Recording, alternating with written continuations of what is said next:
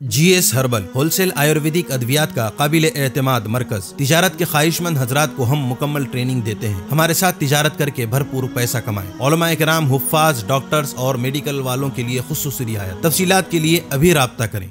चूको star आला quality के उम्दा लजीज चॉकलेट्स उलमा, हुफ्फाज और तिजारत करने वालों के लिए बेहतरीन मौका। चूको स्टार औरंगाबाद। मजीद तफसीलात के लिए अभी कॉल करें। सनशाइन हर्बल मायूस शादीशुदा मर्दों के लिए जड़ी बूटियों से तैयार करदा असरदार दवा। इसके अलावा वजन बढ़ाने और मोटापा कम करने के लिए लाजवाब दवाएं इंडिया में कहीं भी हासिल करने के लिए अभी कॉल करें। बिस्मिल्लाहिर्रहमानिर्रहीम। अस्सलामु अलैकुम वरहमतुल्लाहि वबरकातुहू। मोहतरम नाज़रीन इकराम, तहफ़्फ़ुज़ दीन मीडिया में आपका इस्तक़बाल है, खैर मकदम है। हमारे खुसूसी शो प्राइम टाइम में मैं हूँ आपका दोस्त अबरारुल हक।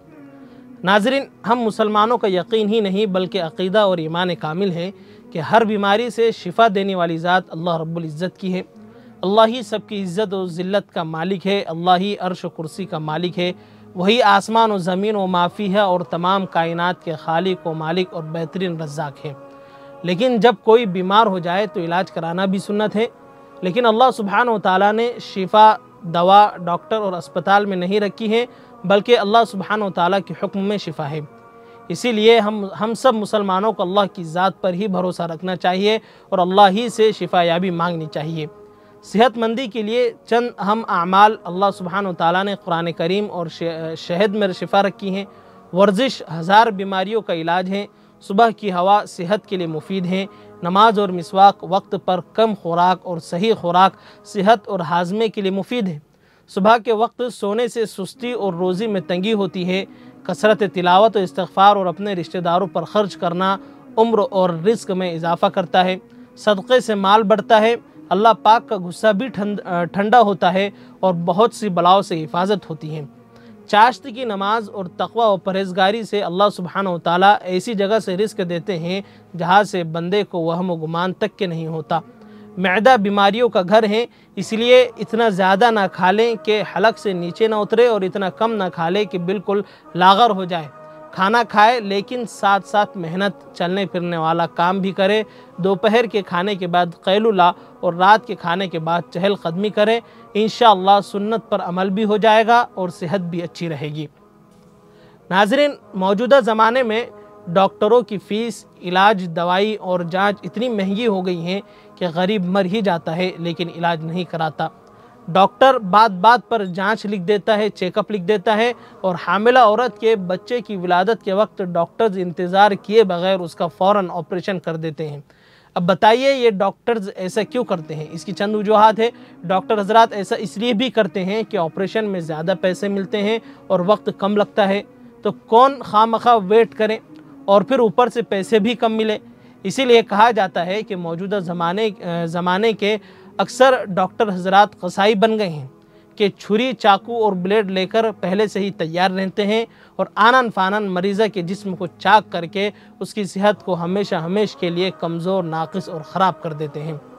आप ही फैसला कीजिए कि जब एक औरत की विलादत नॉर्मल हो सकती है तो ऑपरेशन करके उसकी ज़िंदगी ख़राब करने और आइंदा बच्चे पैदा करने की सलाहियत कम करने की क्या ज़रूरत है आखिर?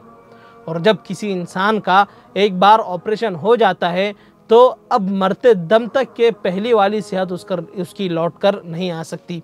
और जिनका ऑपरेशन होता है कि वो ज़मीन जायदाद बेच कर, ज़ेवरात और कीमती सामान फ़रोख्त करके अपना ऑपरेशन करवाते हैं। दर दर पैसों की भीख और कर्ज़ लेकर ऑपरेशन करवाते हैं, फिर भी सेहत बर्बाद ही हो जाती है। रही बात शदीद मजबूरी की तो वो अलग बात है। वो 100 में 2-4 लोग रहें, लेकिन यहाँ तो 100 में 95% लोगों का ऑपरेशन कर दिया जाता है।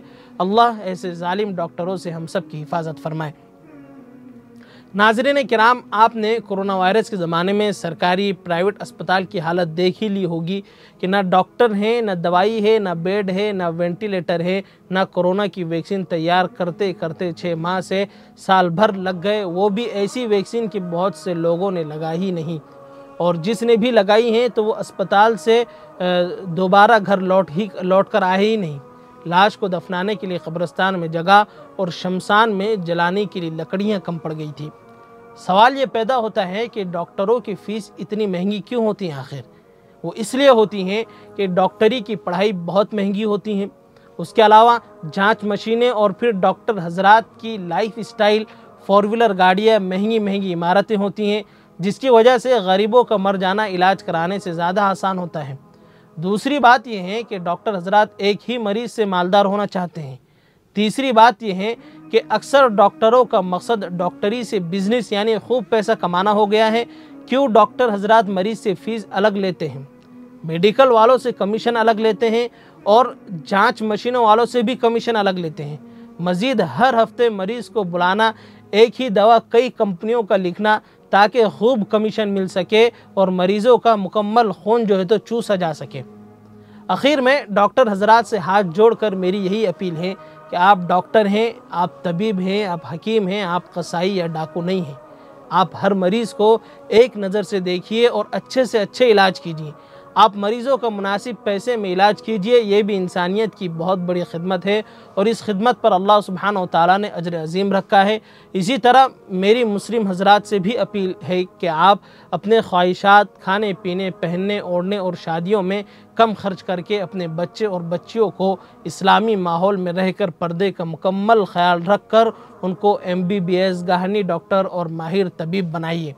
मुस्लिम लड़कियां जब भी गाहनी डॉक्टर बनेंगी तो विलादत के वक्त पर्दे का पूरा ख्याल भी होगा और मजबूरी का फ़ायदा भी नहीं उठाकर ऑपरेशन भी बहुत से बहुत कम तर होते जाएंगे और दूसरी बीमारियां में भी मुस्लिम औरतें लेडीज़ डॉक्टर से इलाज करवा सकती हैं।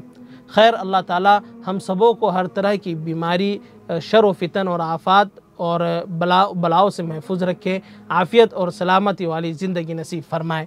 खैर नाज़रीन, फिर मुलाकात होगी। अस्सलामु अलैकुम वरहमतुल्लाहि वबरकातुहू।